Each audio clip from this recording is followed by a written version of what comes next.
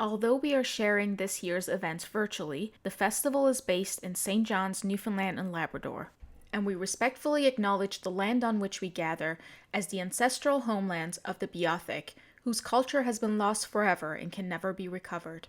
We also acknowledge the island of Uktahumguk, Newfoundland, as the unceded traditional territory of the Beothuk and the Mi'kmaq, and we acknowledge Labrador as the traditional and ancestral homelands of the Innu of Ntsinan, the Inuit of Nunatsiavut, and the Inuit of Nunatuhavut.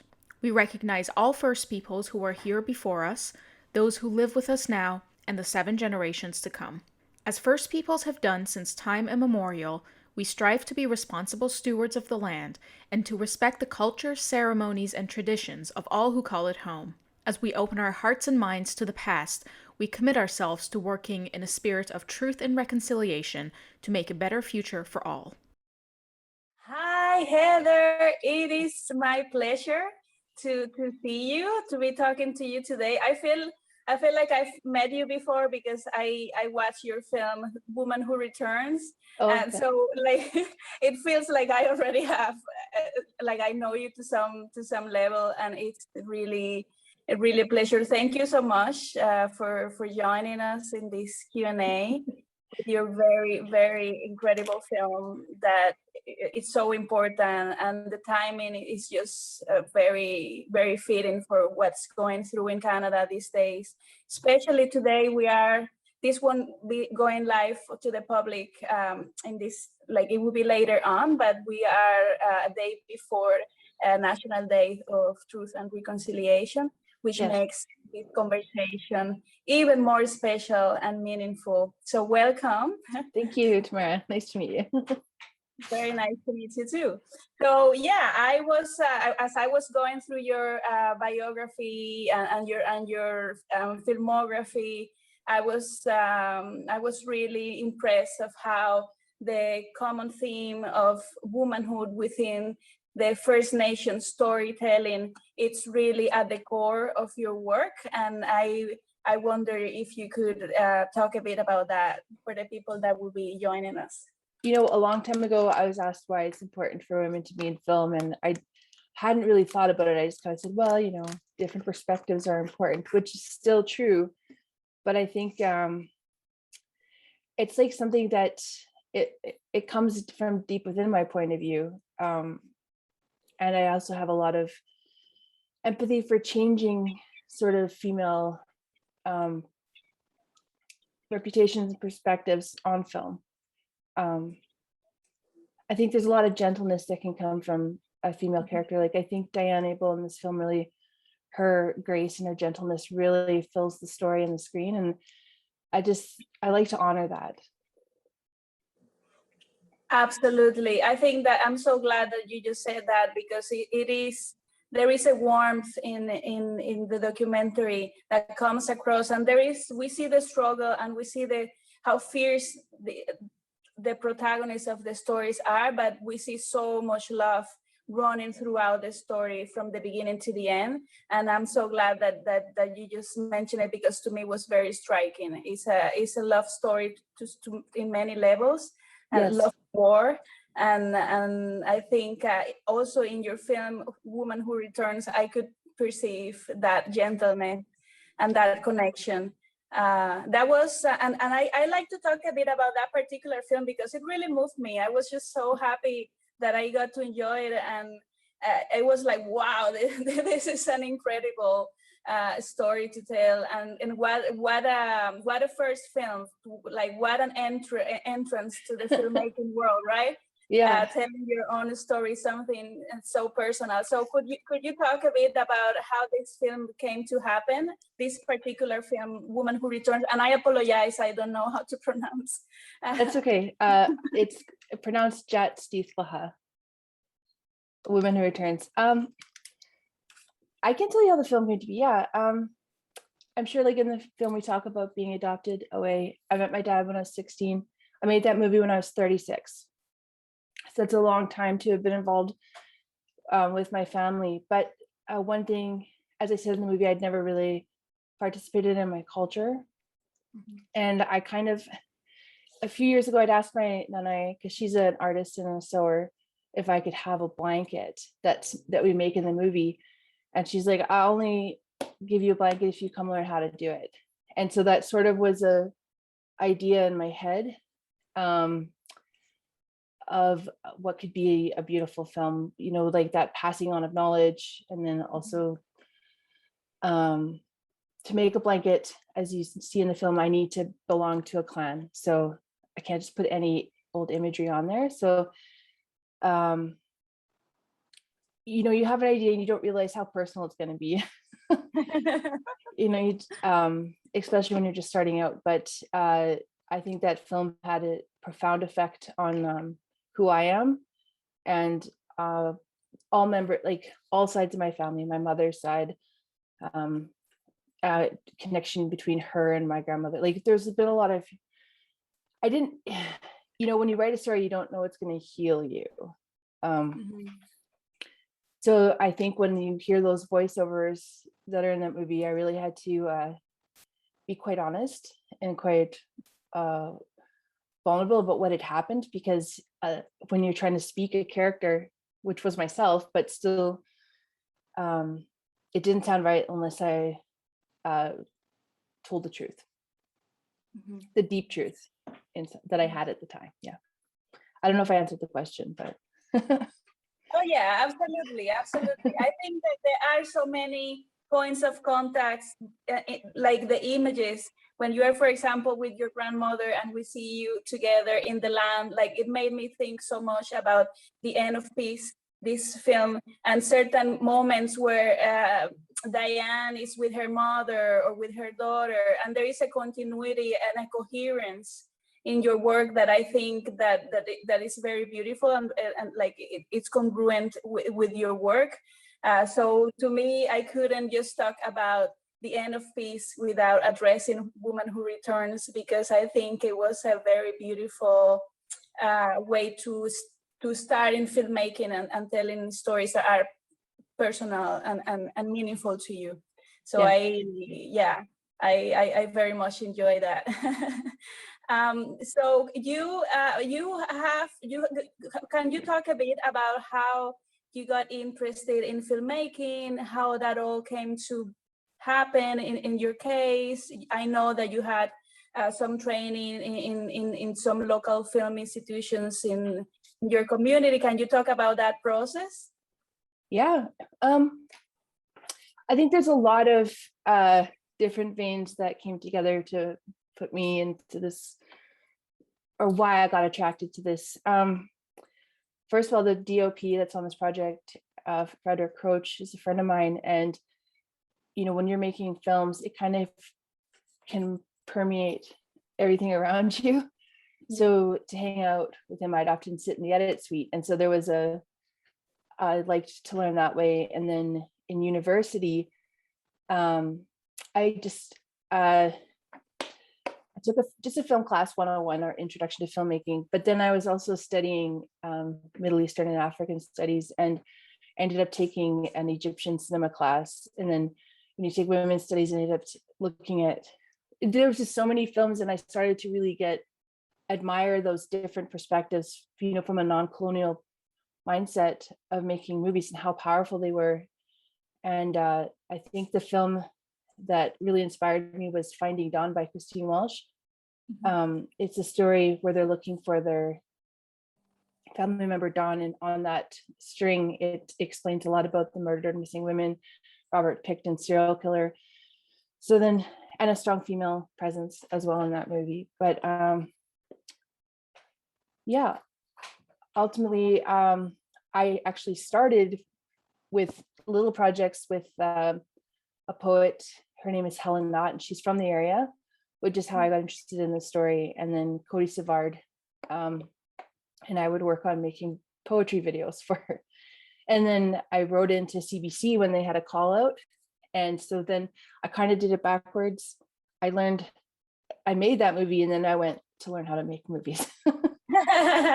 Like the technical stuff, like how you could, like when you're writing and have visions, I can do that, but I needed to have a more formal background. And I think that you don't necessarily have to go to film school that way. So I went to the local co-op Fava and I took all the classes they had and made projects for those classes. And then I would literally type in to Google like filmmaking classes, and then I would go and rent those books from the library and read them. So there's lots of things you can do to sort of educate yourself if you find yourself unable to go to an expensive film school, say. Absolutely. Sorry, Lots go of ahead. so there's also lots of mentorships out there, and I've been lucky to have a lot of female mentorship in this learning process.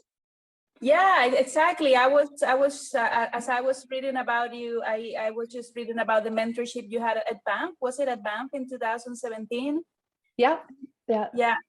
That was with Cindy Harmon. Just simple things like how to organize your email when you're working on projects. You don't think about these things, but even on this project, Ava Carvenon came on as a producer, and she's taught me a lot about how to go past what you do when you make a film to how you get it out there, how you raise money for financing that you don't have yet. So yeah, I'd also to mention that it's a female team other than the DOP, like the editor is Brenda Turning. So it's really important for me to have as much female presence as I could in the decision-making processes. Absolutely. And at the time when you were attending this mentorship at BAMF, you were in development for what it would become today. I'm going to say End of Peace because it's very hard for me to pronounce it. Could you pronounce it for me, please? Yeah, it's WOCHIIGII, End of the Peace. WOCHIIGII. WOCHIIGII, End of Peace. Yeah. I got it. Actually, that was for a different project. It was a children's show called Girl Who Talks to the Moon. So we were there to try to get that off the ground.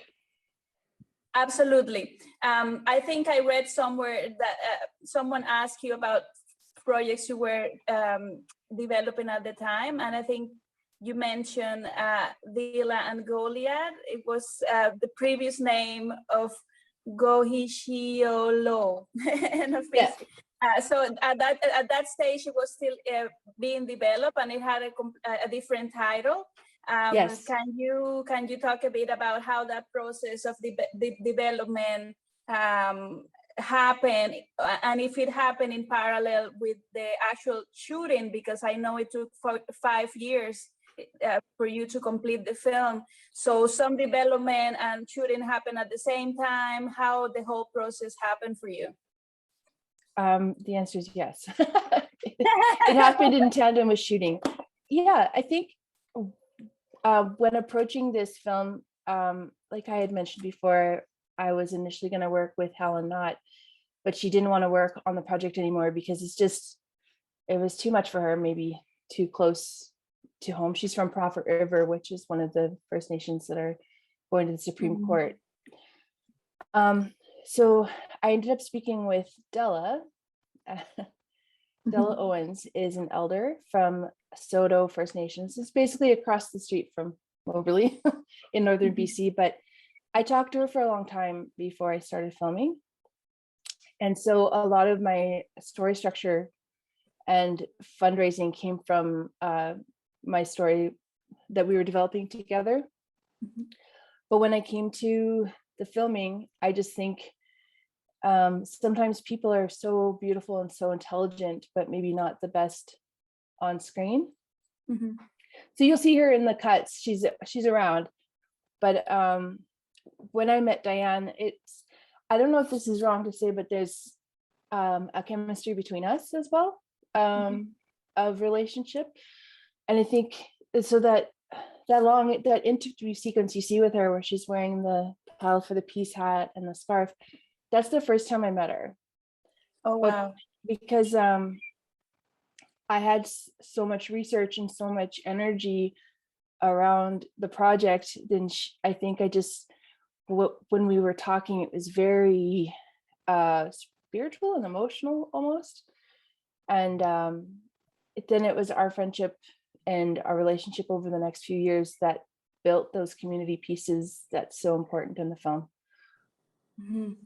Yeah, and it shows a level of intimacy that you have with the community. But with Diane in particular, it's so striking how comfortable and how open her heart is when she's being interviewed by the camera. So I can totally see how she would captivate you as a character immediately, because it's really an open heart, and the relationship with you, it shows the trust, so much trust, which is like so crucial for filmmakers. There is especially sometimes when we are approaching communities or people that we're starting to get to know, that relationship is hard to develop, but it takes special person to really create that trust in the community. And I know that for you, like being so many years in the process,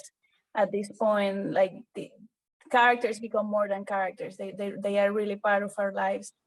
Have you, is that a relationship that is ongoing? Have you, are you in touch with them? Is there any updates? I don't want to spoil the film because I encourage everybody to run and watch it. I think it's so important, so current, that this film is being screened in St. John's in a specific, I mean, throughout Canada, but in Newfoundland in a specific, because we have very sensitive issues in our community that overlap.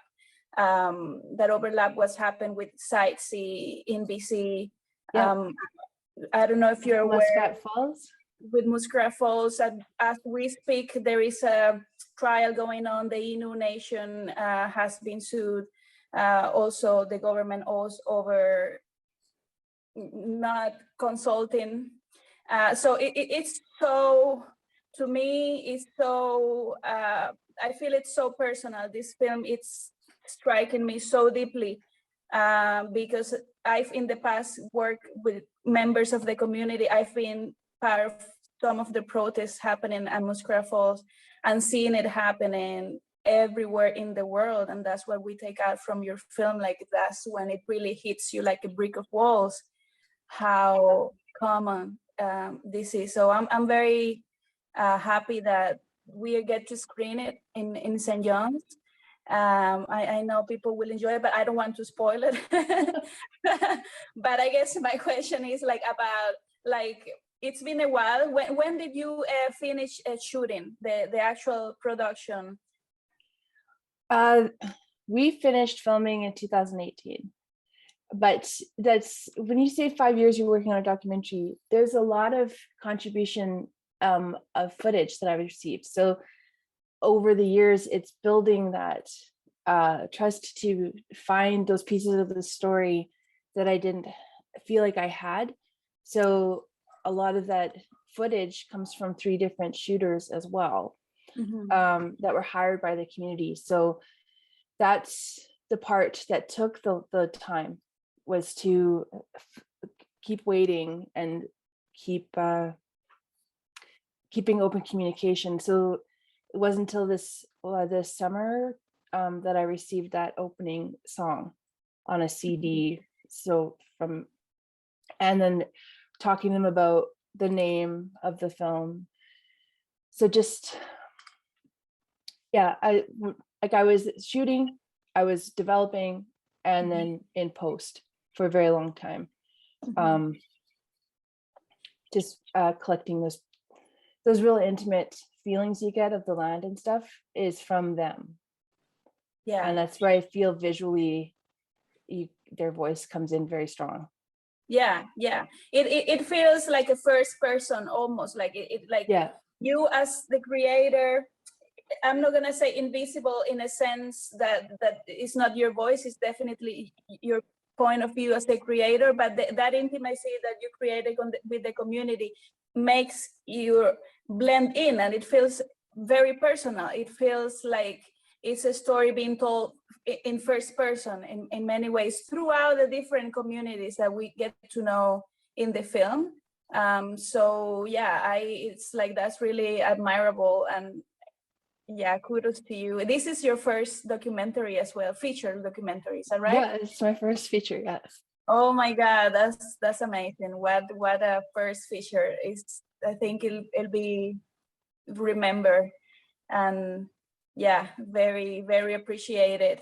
Like especially this year with everything that's happened, um, the timing couldn't be more current. Like as I was looking at the film, there is some found footage of the residential school in Kamloops, and I got chills because Yeah, oh I had selected that piece long before the discovery, and I thought a long time about whether to include it. But at the same time, it's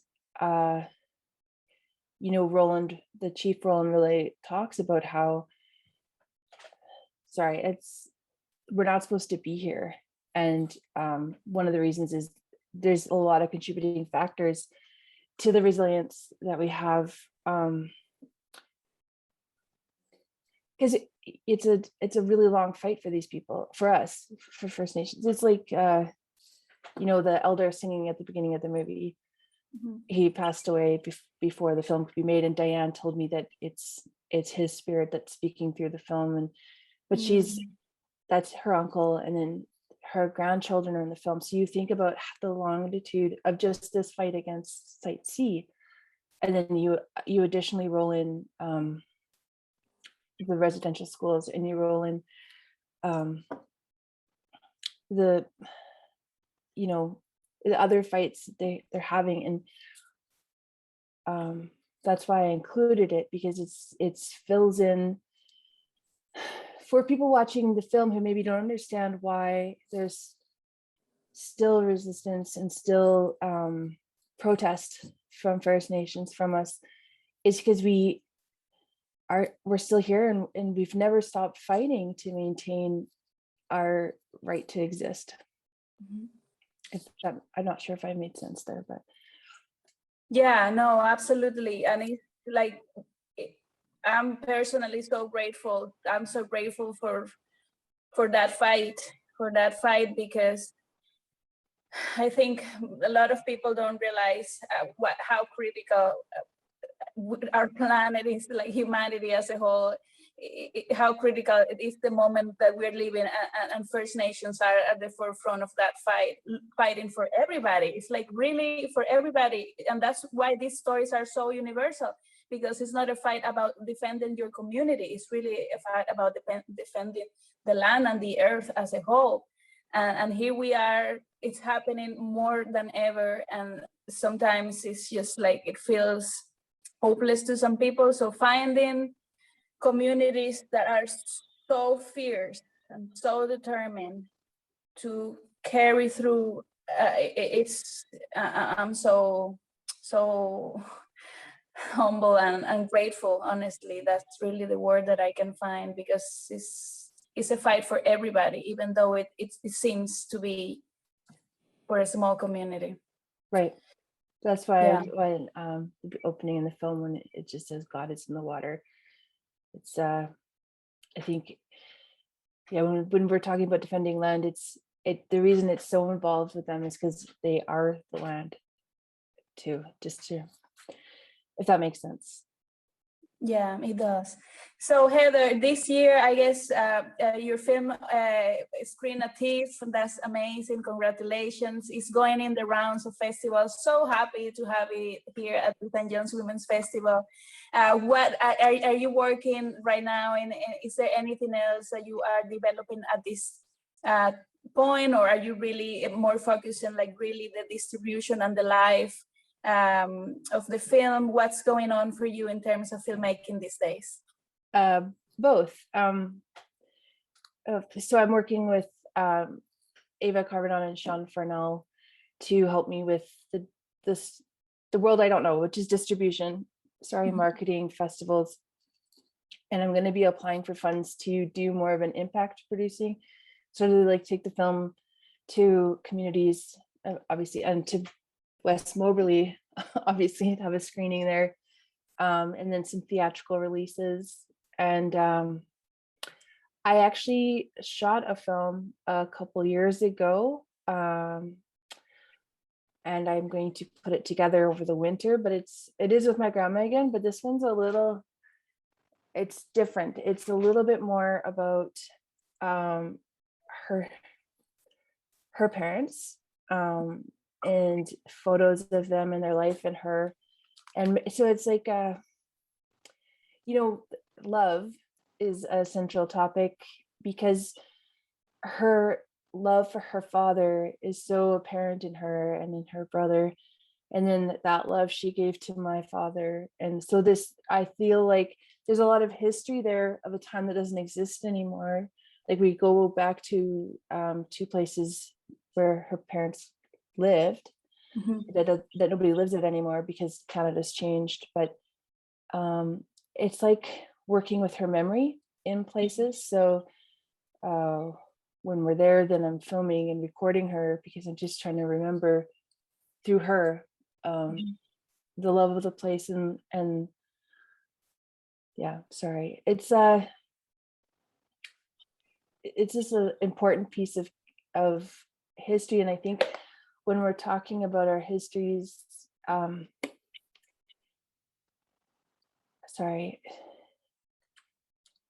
there's a lot of political stuff, but there's also such real life and such love that still exists in all of these situations. And I just really want to focus on that perspective, because she's so joyful, right? Her dad was a fisherman and loved to dance, and she loves to dance. And she always makes this joke like, I'm a fisherman's daughter.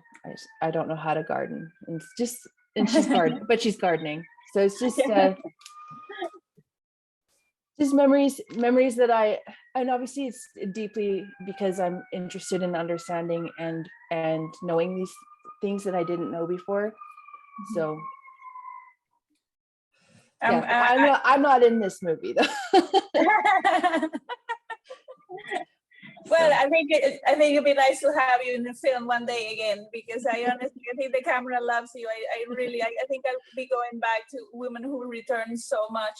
It made me feel, it personally moved me, and I tell you why personally. I come from Cuba originally, where the First Nation Aboriginal people have been denied their identity fully. There is no legal recognition. The communist government doesn't want to admit that Aboriginal people exist today, not to the same extent as they are in Canada, because we are a tiny island in the Caribbean. But the Taino people is there, the Siboney people is there, the descendants are there, and the culture is very much preserved in certain areas. So just like you, a few years ago, well into my 30s, I discovered like a huge amount, something that I always knew, but it was confirmed to me, the 25% of Taino blood that runs through my body. And it is just so devastating to me not having a frame to know my culture and to connect with my roots, because it's been denied by the government. So when I look at your filmography, it makes me a bit jealous in a good way, but it makes me very happy that someone have that to access and feed from in your life, and also as an artist. Like both things, like it's really, it brings me hope, and I'm glad that someone does. That's really nice to hear, because that is I did want to show it because I wanted people to feel safer to try, feel that hope. And so that was an important element of telling that story. So I'm really glad to have had that effect with it. Thank you. Oh my God, totally, absolutely. I'm very privileged to have the film screening now, because it's something I want to rewatch several times. It spoke loudly to me for several reasons. It's also my connection to the Inuit people in Labrador. And I've been working, I'd worked with them a few years ago. And so these battles become so personal. They become so important, and you want to show the world why it's so relevant that we listen, that we stop and we listen. It's time, and that seems to be happening for Indigenous stories. I think for the last couple of years, there's been a presence that is growing, and I hope that continues to be the case. It's so important that we keep hearing the stories and sharing the stories and just putting it out there, because the particularities of a community or the struggles of a certain particular group, I think some people might not be familiar, but when I hear you talking about love and about all these things that are common to the humankind, who doesn't identify with these things? So I love how your filmography is so rooted in, and yes, it's the fight and it's political and all of those things that are so important and so foreign, but it's also about love, and who doesn't understand that language, who doesn't understand the importance of that. So thank you. Thank you so much for your story. Thank you for watching. Yeah, Heather, is there anything else that you'd like to share with the Women's Festival? So happy. I think you'll be so inspiring to so many people in the community and outside. I think the value of being online this year is that we reach out to a way bigger group of people. So is there anything you'd like to, any advice, any words of wisdom, hope? I think if something grabs your attention, if you feel like something's not right or unjust, or you are compelled by something, I think that's always, even if it's your own personal story, I think that's a great place to start, because you'll need that passion to go through. And also, I mean, I didn't start making movies till I was 36, so you can all do it anytime, any place. Just Google filmmaking. Right there. I'm not even joking though. I'm not joking. I know you're not, and I love that, because I think sometimes film schools can be, this is gonna be polemic, but it can be detrimental, because it puts you in a box, and when you hear and see stories that come from people that just have this strong drive to tell the story and not necessarily know the tools or like the specificity of the industry, none of those things. That's something that has to come later. It all starts with a good story and the drive to tell it, which I think in your case, you are a living example of how that played out. So again, thank you so much. Thank for you. Being with us today. I'm looking forward to watching some of the movies in the festival. So I haven't had time to look necessarily, but I'm sure it'll be wonderful. Sorry. Thank you. Thank you. Bye. Bye.